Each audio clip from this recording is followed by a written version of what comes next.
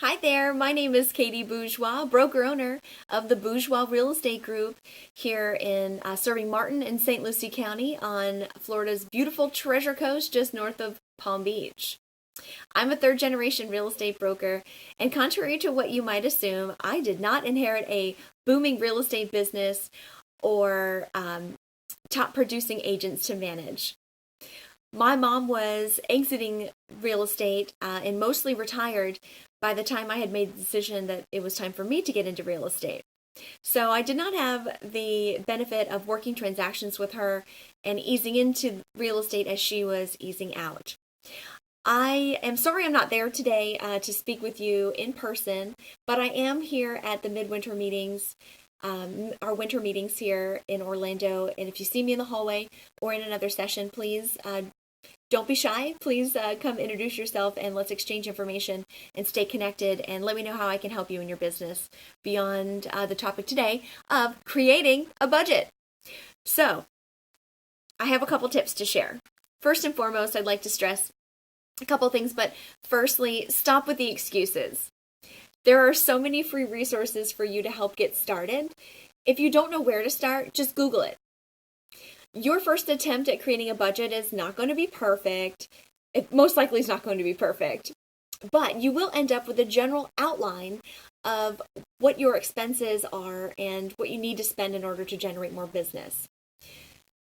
You may even discover that when you're making this outline that you're paying for things that you're not using, so you might be able to trim some of those expenses, and that's a win for sure. Cut your costs and use what you've got so that you can build more business and be more profitable at the end of the year. So just like we use the history of recently sold property to prepare a comparable market analysis for a listing presentation, you want to go back and review your expenses from 2018. You should already be organizing this for your tax reporting, so it shouldn't be that hard. You can use an app, a spreadsheet, or a legal pad. That's simple. It can be as complicated or as simple as you want to make it, but however you do it, just do it. You need to outline your fixed expenses. So this would be your licensing fees, your realtor dues, your education, and also you'll need to know what your personal expenses are to maintain your desired lifestyle. Then you want to outline your varied expenses, what your expected varied expenses will be. There will always be an opportunity for a better tool, a better app, a better service, a silver bullet to bring you more business, or some other shiny object that'll distract you. But I encourage you to make what you have work for you.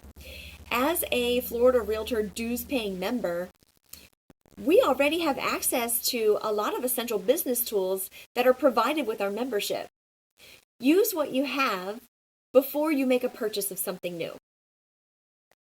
You may find that a good old postcard farming method or a simple Facebook ad will bring you the leads you're looking for. You don't necessarily need an additional service or an additional product to bring you the amount of to generate business that you're looking to do.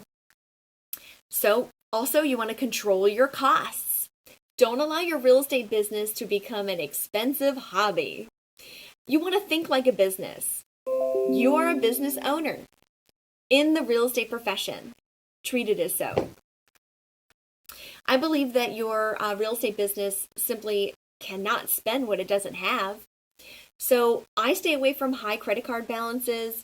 And when I have a larger expense to make, I only use those cards that have a return in the way of a valuable rewards program. If you're not already doing that, explore your options.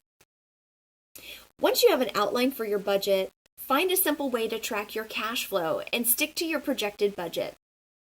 Save money from each commission check to cover your taxes and pay it quarterly.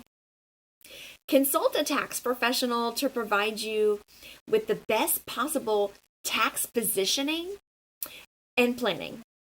I believe this will almost immediately pay off for you and your business.